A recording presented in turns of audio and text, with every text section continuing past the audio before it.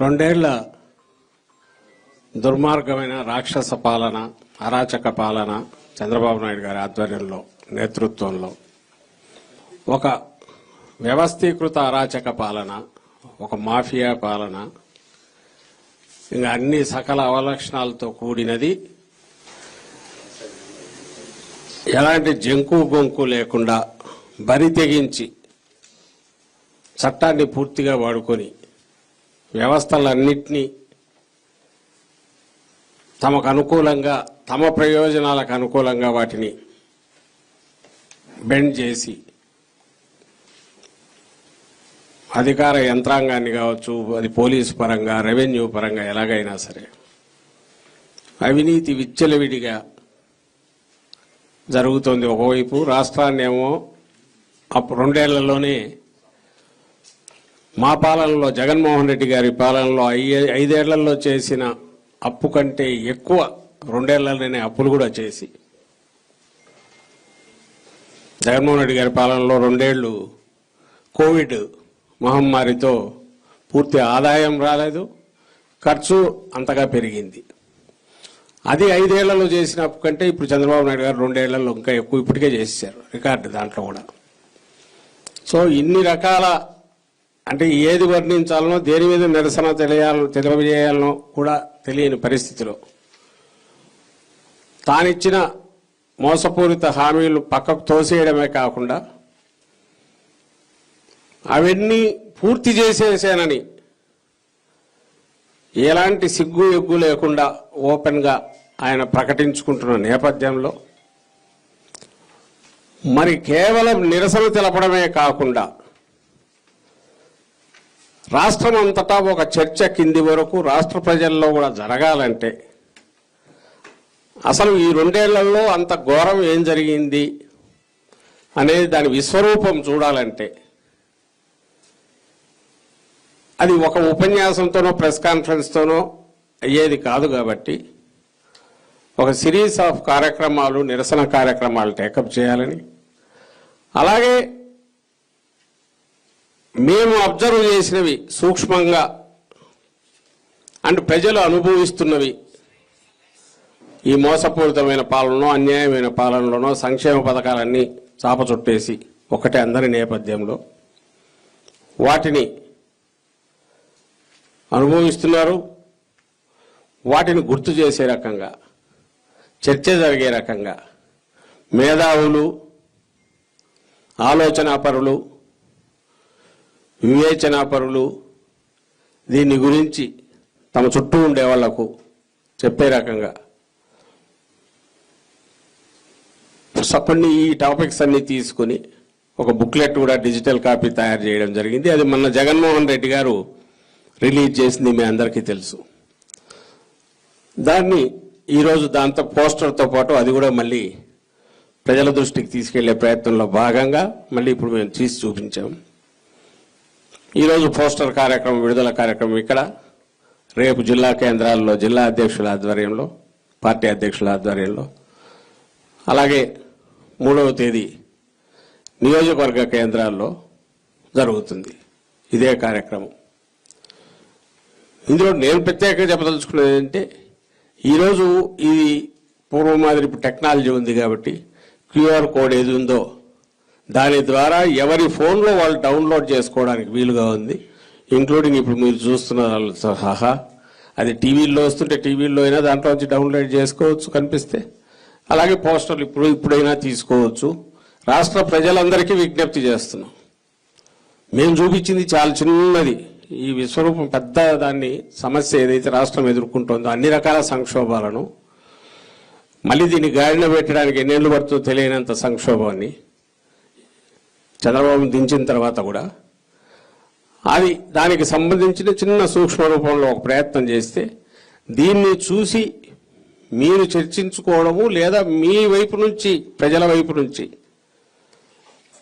సూచనలు, సలహాలు ఉన్నా లేదా పార్టిసిపేషన్ ఉన్నా రేపు జరిగే కార్యక్రమాల్లో దానికి ఉపయోగపడే రకంగా ప్రజాస్వామ్యంలో ఏదైతే ఎక్స్పెక్ట్ చేస్తామో అది పూర్తిగా జరగడానికి వీలుగా అందులో పొందుపరచడం జరిగింది. ఆ క్యూఆర్ కోడ్ దానికి సంబంధించిన ఇది ఏదైతే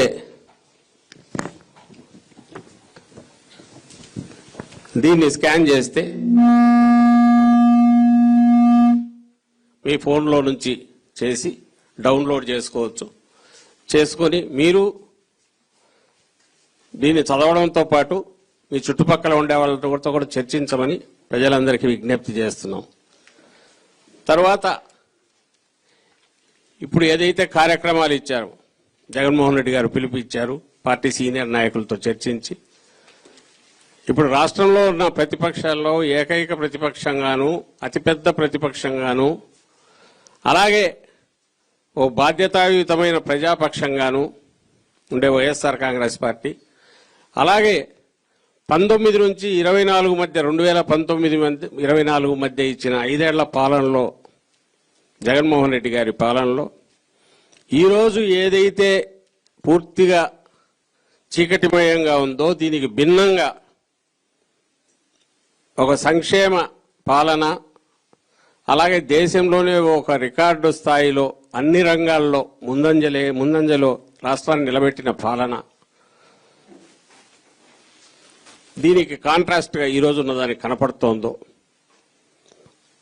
దాన్ని కూడా గుర్తు చేసుకునే రకంగా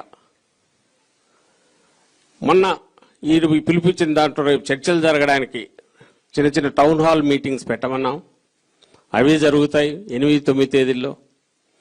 4వ తేదీ మండల కేంద్రాల్లో నిరసనలు. ఏ నిరసనలు? ఏదైతే ఆయన మోసపూరిత హామీలు ఇచ్చారో మేనిఫెస్టోలో పేరుతో జగన్మోహన్ రెడ్డి గారు ఇచ్చిన హామీలన్నిటినీ అమలు చేసి తొలి సంవత్సరంలో 99% అమలు చేసి చూపిస్తే చంద్రబాబు నాయుడు గారు తాను ఇచ్చిన హామీలను అయిపోగానే తుంగలో తొక్కారు. ఆ తర్వాత పట్టించుకోలేదు. అలాగే దాన్ని ఎలాబొరేట్ చేసి ప్రకటనలు ఇచ్చారు. సూపర్ 6 అన్నారు, అమలు కాలేదు. 1-2 అరాకొరా చేసినా ఉన్న వాళ్ళకు పీకేసి సగానికి సగం కట్ చేసి ఇచ్చాడు. ఆడబిడ్డకు నిధిలాంటి ఏదైతే ఎక్కువ ప్రచారం చేసుకున్నారో నెలకు 1500, నీకు 1500, నీకు 1500 అని 18 ఏళ్ల ఆడ అమ్మాయి దగ్గర నుంచి 59 ఏళ్ల వరకు అనుకుంటాం, 59 సంవత్సరాల వరకు అది లేదు, 50 ఏళ్ల వరకు, 50 నుంచి మళ్ళీ పెన్షన్ అన్నాడు. కరెక్టే, 50 పెన్షన్ అన్నాడు కాబట్టి 50 వరకు ఇది అన్నాడు. అదే చుట్టేశాడు, ఇచ్చేసాను అంటున్నాడు. ఇవన్నీ ఇది కాక ఆయన పవన్ కళ్యాణ్ గారు కలిసి బాండ్లు సైన్ చేసి ఇచ్చారు. 2024 జూన్ నుంచి మీకు ఇవి రాబోతున్నాయి మీ ఇంట్లో అని, అవి ఉన్నాయి. సో వీటిని నడి రోడ్డు కూడలిలో, ప్రధాన రోడ్డు కూడలిలో ఎక్కడన్నా తగలబెట్టే కార్యక్రమం, నిరసన తెలియజేసే కార్యక్రమం. కడుపు మండి సంక్షేమ పథకాలు వస్తున్నవన్నీ ఎగిరిపోయి జగన్మోహన్ రెడ్డి గారి పాలనలో అప్పుడు వస్తున్నవన్నీ ఇప్పుడు ఎగిరిపోయి ఈ పరిస్థితిలో బాధితులు ఎవరున్నారో వాళ్ళందరూ కూడా వస్తే బాగుంటుంది. జనం ఎంత పార్టిసిపేట్ చేస్తే అంత బాగుంటుంది వీటిలో. ఎందుకంటున్నామంటే మెడలు వంచైనా అతను ఇచ్చిన హామీలను సాధించుకోవాలంటే ఏ పాలకుడు ఇచ్చిన ప్రజాస్వామ్యంలో అదే మార్గం. 1,47,00,000 కుటుంబాలకు జగన్మోహన్ రెడ్డి గారు ఇచ్చారు ఆ రోజు. ఈరోజు ప్రతి నెల క్రమం తప్పకుండా ఏదో ఒకటి కొంత మొత్తం వేడి నీళ్లకు చన్నీళ్ళలాగా లేదా వాళ్ళ కుటుంబాన్ని ఆదుకునే రకంగా మహిళల పేరు మీద జగన్మోహన్ రెడ్డి గారు వేశారు. క్యాలెండర్ లాగా పెట్టి, అంటే వాళ్ళ బడ్జెట్ ప్లానింగ్ కూడా పనికొచ్చేటట్టు. అది మొత్తం 0 అయిపోయింది. ఇప్పుడు డ్వాక్రా మహిళలు పూర్తి రోడ్డు మీద పడ్డారు.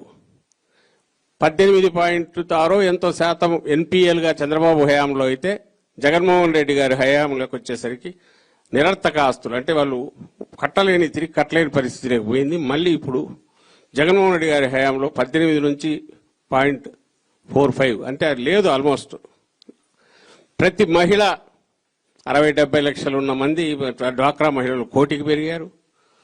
20 లక్షల వరకు లోన్లు ఇచ్చి సొంత కాళ్ళ మీద నిలబెట్టు బ్యాంకులు సహాయం చేశాయి జగన్మోహన్ రెడ్డి గారి హయాంలో.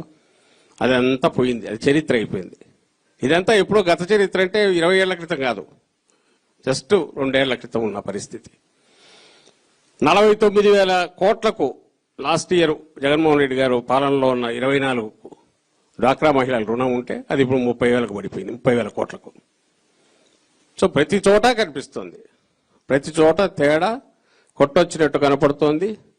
ఆ రోజు పూర్తి సొంత కాళ్ళతో మీద నిలబడి ఆరోగ్యం విద్యా విషయంలో పూర్తి ప్రభుత్వ సహాయంతో ఏదైతే ఖరీదైనవో వాటి ఖర్చు పూర్తిగా తగ్గిపోయి ప్రశాంతంగా తమ బతుకులు తాము తీర్చిదిద్దుకునేట్టు పేదలందరూ ముందుకు అడుగులు వేస్తున్న దశలో ఒక్కసారిగా ఈ కూటమి ప్రభుత్వం రావడం చంద్రబాబు నేతృత్వంలో ఒకసారి అక్కడి నుంచి లోయలో పడిపోయినట్టు అయిపోయిన పరిస్థితి. సరే, మేమంటే వైఎస్ఆర్సీపీ వాళ్ళం అంటున్నాం అనుకోవచ్చు, కానీ అక్కడ కింద అనుభవిస్తున్న వాళ్ళకి తెలుసు. అది అయితే ఆ అనుభవించే వాళ్ళకు తెలిసేది కూడా దాన్ని కూడా మర్చిపోయేట్టు చంద్రబాబు నాయుడు గారికి ఉన్న ఏకైక పట్టు ఏదైతే మీడియా మీద ఉంటుందో దాంతో కంటిన్యూస్ విష ప్రచారం చేస్తా, మెదళ్లలో విషం ఎక్కిస్తా, తాను ఏది కాదో అది నిజమన్నట్టు. అందుకే సూపర్ 6 నేను చేసేసానంటే కూడా జనం నమ్మాల్సిందే. ఒక దీనిలాగా మాయల మరాఠీలాగా రోజు కొడుతుంటే నమ్మకం ఏం చేస్తారు, లేదా అందరికి వచ్చిందేమో నా ఒక్కడికి రాలేదేమో దురదృష్టం అనుకొని వాళ్ళు సర్దుకునేట్టు, ఆ కోపం పెరగకుండా ఉండేట్టు. ఈలోగా జగన్మోహన్ రెడ్డి గారి మీద వైఎస్ఆర్ కాంగ్రెస్ పార్టీ నాయకుల మీద వాళ్ళ గొంతు పెగలకుండా ఎక్కడికక్కడ కేసులు పెట్టి నొక్కడం, ఆ వాయిస్ రాకూడదు, చంద్రబాబు వాయిస్ బ్రహ్మాండంగా పోవాలా, అదే వినపడతాండాలా, ఆఖరికి జనం అదే నిజం అనుకోవాలా అన్నది తను కాని రూపం తను చూపిస్తున్నాడు. జగన్మోహన్ రెడ్డి గారు ఏది కాదో అది చూపే ప్రయత్నం చేస్తున్నాడు. ఇదే మనం రోజు వాళ్ళ మీడియాలో ఈ సోకాళ్ళు పచ్చ మీడియాలో చూస్తున్నా అదే కనపడుతుంది. ఈరోజు డిఎస్సి మెగా డిఎస్సి పేరు మీద అందరం గమనిస్తున్నాం. దాదాపు ఇది నెల రోజులుగా నడుస్తోంది. సాక్ష్యాలతో సహా బయటకు వచ్చినా సరే దాని గురించి వాళ్ళ మీడియాలో ఈనాడులో కానీ ఆంధ్రజ్యోతిలో కానీ వాళ్ళ ఛానల్స్లో కానీ ఎక్కడా కనపడదు. మహా అంటే దబాయింపు, అంత బాగుంది, అంత ఫేక్. అరే తాడులాగే పోటీతో ఒక టీచర్గా సెలెక్ట్ కావచ్చు, వ్యాయామ టీచర్గా అనేది బ్రిడ్జ్ గేమ్ కూడా ఉందంట. బ్రిడ్జ్ అంటే కార్డ్స్ దీనితో ఆడేది, అది కూడా పెట్టారంట. టగ్ ఆఫ్ అదే తాడులాగే దాంతో సెలెక్ట్ అయ్యారు. జీవో నంబర్తో సహా చూపించి సెలెక్షన్ అయిపోయాక ఆ జీవో తీసి మళ్ళీ వేరే మార్చేసారంటే ఏమో మాకు తెలియదు దాని గురించి. ఆ కార్యదర్శితోనే ఇప్పిస్తారు. దాని మంత్రి ఎవరైతే ఉన్నాడో చంద్రబాబు గారి సుపుత్రుడు, వాళ్ళకి కాబోయే నెక్స్ట్ వారసుడు అనుకుంటా, ఆయనకు ఇంకా అఫీషియల్గా అనౌన్స్ చేసినట్లేదు. ఆయన దానికి మంత్రి, పలకరు, సమాధానం ఇవ్వరు. మహా అంటే వాళ్ళు అబద్ధాలు ఆడుతున్నారు, ఫేక్ అని ఒకటి స్టాంప్ వేసి కొట్టి పెడతారు. అంటే నేను ఇదొకటి ఎందుకు చెప్తున్నానంటే ఆ స్థానంలో ఏమొస్తాయి అంటే ఇంకా అర్థం లేని ఏవో పెద్ద పెద్ద స్టోరీలు వస్తాయి. వాటికి సంబంధించి ఇదిగో వీడి ఆస్తులు ఇంత, వాడి ఆస్తులు ఇంత, ఏదో నిన్న ఒకటి వచ్చింది ఇసుక 8,000 కోట్లు వాళ్ళ హయాంలో దోచుకున్నారు. ఇట్లా రకరకాల వచ్చి చేస్తున్నారు. అంటే ప్రజలకు సంబంధించినంత వరకు డిస్కషన్ పాయింట్, డిబేట్ దీని మీద పోవాలి. అది రాకూడదు, వాస్తవాలు రాకూడదు. అది సక్సెస్ఫుల్గా చేస్తున్నాను అనుకుంటున్నాడు. కానీ రాష్ట్రంలో నేను ఇంతకుముందు అన్న 1,47,00,000 కుటుంబాలు, బాధిత కుటుంబాలు ఉన్నాక వాళ్ళు అంతకుముందు అన్ని రకాలుగా అండ ఇస్తున్న జగన్మోహన్ రెడ్డి గారి పాలన పోయి ఇప్పుడు పూర్తిగా రోడ్డు మీద పడేసిన పరిస్థితి వచ్చాక వాళ్లే రేపైనా తీర్పు ఇస్తారు. బట్ వాళ్ళని కన్ఫ్యూజ్ చేసే ప్రయత్నం ఏది జరుగుతుందో దాన్ని తిప్పి కొట్టాలంటే వైఎస్ఆర్ కాంగ్రెస్ పార్టీ ఇప్పుడు టేకప్ చేసిన ఈ నిరసన కార్యక్రమాలలో ఎంతగా ఆలోచించగలిగిన వాళ్ళు కానీ, రకరకాల ప్రజా సంఘాలు కానీ పాల్గొనగలిగితే నిజమైన డెమోక్రసీలో జరగాల్సిన చర్చ ఏదో దానికి అవకాశం ఉంటుంది. అదే సొల్యూషన్ కూడా, పరిష్కారం కూడా చూపిస్తుంది. ఈ రెండవ సంవత్సరం అలాగే ఎంతో కొంత ఆయన మెడలోంచి చంద్రబాబు నాయుడుతో ఇచ్చిన హామీలను సాధించుకోవాలని ప్రజలు అనుకుంటే వాళ్ళు పార్టిసిపేషన్ కూడా ఇది ఒక అవకాశం ఉంటే దాని ప్రభావం కొంత పడితే మంచిది.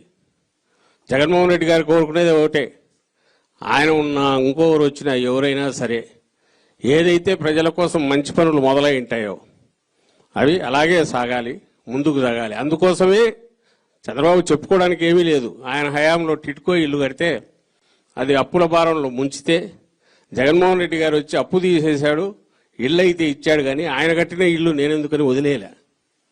ఇంకా పైగా అప్పు భారం పడకుండా వాళ్ళ మీద ఫ్రీగా ఇచ్చాడు 300 అడుగులు. అది జగన్మోహన్ రెడ్డి గారి నైజం. వేరే చంద్రబాబుది కాదు. ఏది జగన్మోహన్ రెడ్డి గారు మొదలు పెట్టారో ముందు అది భూమట్టం చేయాలి. ఆఖరికి ఇప్పుడు ఆరోగ్యశ్రీ కూడా ఎత్తిపడేశారు. రాజశేఖర రెడ్డి గారి హయాంలో మొదలైంది, అది కూడా ఎత్తేస్తున్నాడు. సో ఇవన్నీ చర్చ జరగాలి. ఒక పార్టీ తరఫునో ఒక పార్టీ పక్షానో దీనిలాగా కాకుండా అందరూ ఇది ఏది ప్రజలకు ఉపయోగం అనేది చర్చించుకోవాలి. ఇందులో ఎంతమంది వీలైతే అంతమంది పార్టిసిపేట్ చేయమని కోరుతున్నాం. 4వ తేదీ మండల కేంద్రాల్లో జరిగే కార్యక్రమాల్లో 4 లేదా మా నియోజకవర్గ ఇన్ఛార్జీలు కావాలంటే వాళ్ళు 2 మండలాల్లో పార్టిసిపేట్ చేయాలంటే 5వ తేదీ కూడా పెట్టుకోమన్నాం. అలాగే 8, 9 తేదీల్లో డీటెయిల్డ్ చర్చలు జరగడానికి కోసం టౌన్ హాల్ మీటింగ్, నిరసన కార్యక్రమాలు, వెన్నుపోటుకు 2 ఏళ్లు, ఇదే దాని శీర్షిక. 12వ తేదీ జూన్ 12వ తేదీ అన్ని నియోజకవర్గ కేంద్రాల్లో పెద్ద ఎత్తున ర్యాలీలు. ఆ ర్యాలీల్లో, నిరసన ర్యాలీల్లో ఎంతమంది వీలైతే నేను ఇంతకుముందు చెప్పినట్టు వాళ్ళందరినీ ఇన్వైట్ చేయమని మా నాయకులకు చెప్పాం.